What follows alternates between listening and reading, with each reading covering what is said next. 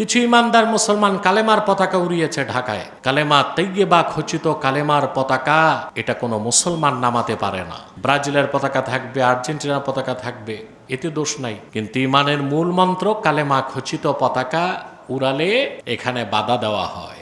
কারা করছে? সরকারকেই খুঁজে বের করতে হবে। তাতে বোঝা যায় 1/11-এর পর যে ওয়ার অন টেরর, সন্ত্রাসের বিরুদ্ধে আমেরিকার যে যুদ্ধ, সেই ভূত এখনো বাংলাদেশে চেপে আছে। কারা করেছে? সিসিটিভি ফুটেজ বের করে শাস্তির আওতায় আনতে হবে, নতুবা এই কুচক্রী মহলটা সরকারকে বেকায়দায় ফেলবে। আমরা দাবি করি মুসলিম, কিন্তু জীবনের অনেক ক্ষেত্রে শয়তানের তাবেদারি করি কিনা? দুনিয়ার রং তামাশা, দুনিয়ার রং রূপ, খেল তামাশায় মত্ত হয়ে আল্লাহর ইবাদত ভুলে যায়। এই যে শুরু হয়েছে বিশ্বকাপ খেলা,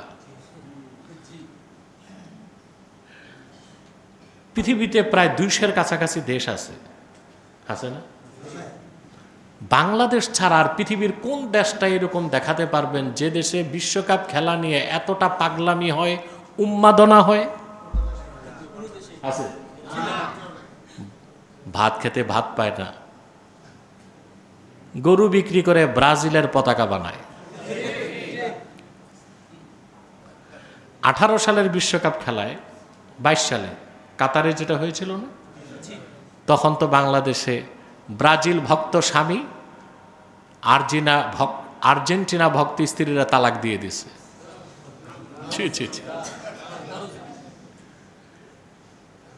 এত উন্মাদনা। বিভিন্ন তোরণে, বিল্ডিংয়ে, গাছের মাথায় ব্রাজিল আর্জেন্টিনার পতাকা ছেয়ে গেছে বাংলাদেশ। তোমরা এই খেলা বুঝলা, ঘোড়ার ডিম, একবারও তো বিশ্বকাপে যাইতে পারলা না। এত উন্মাদনা কেন? শরীর চর্চা বিনোদনের জন্য শরীয়তের শর্ত রক্ষা করে খেলাধুলা করা জায়েজ আছে, কিন্তু সেটা উন্মাদনায় পরিণত হতে পারবে না, সেটার সাথে জুয়া থাকতে পারবে না, সেটার সাথে বেহায়াপনা থাকতে পারবে না। পারবে?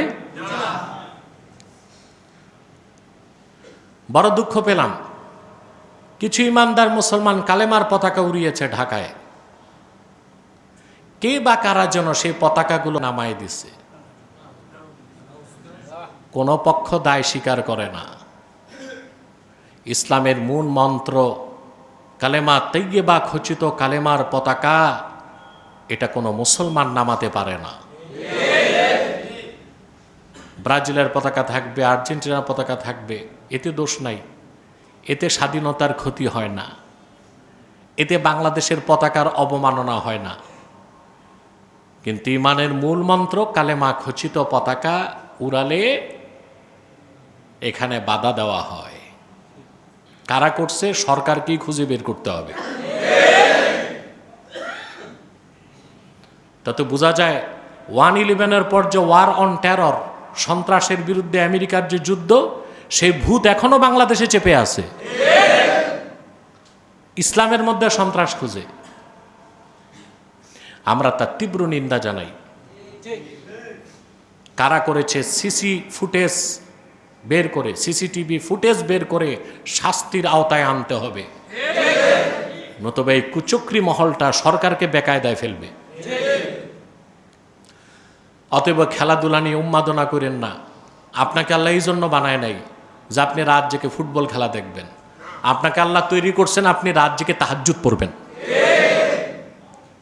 আপনাকে আল্লাহ এই জন্য বানান নাই যে আপনি কোন একটা দেশ জিতে গেল আপনি মিছিল নিয়ে বের হবেন। আল্লাহ আপনাকে তৈরি করেছেন আপনার মুখে আল্লাহর জিকির উচ্চারিত হবে। আল্লাহ আপনাকে এই জন্য বানান নাই যে আপনি খেলার জগতে যে জুয়া খেলায় জড়িত হয়ে যাবেন। আল্লাহ আপনাকে তৈরি করেছেন হালাল কামাই করে যাকাত দিতে। আপনার সৃষ্টির উদ্দেশ্য আর লক্ষ্য ভুলে যাবেন না, এটা মনে রাখতে হবে। আপনাকে সৃষ্টি করা হয়েছে আল্লাহর ইবাদতের জন্য। করবেন ইবাদত? এক কথায় সংজ্ঞা দিয়ে দেই, ঈমান আনার পরে আল্লাহর হাবিব নূর নবীজি মুহাম্মদ মুস্তাফা সাল্লাল্লাহু আলাইহি সাল্লাম ১৫০০ বছর আগে যে বিধান দিয়েছেন, শরীয়ত দিয়েছেন, দিন দিয়েছেন, জীবনের সকল ক্ষেত্রে সেই শরীয়তের, সেই দিনের অনুসরণটাই আল্লাহর ইবাদত।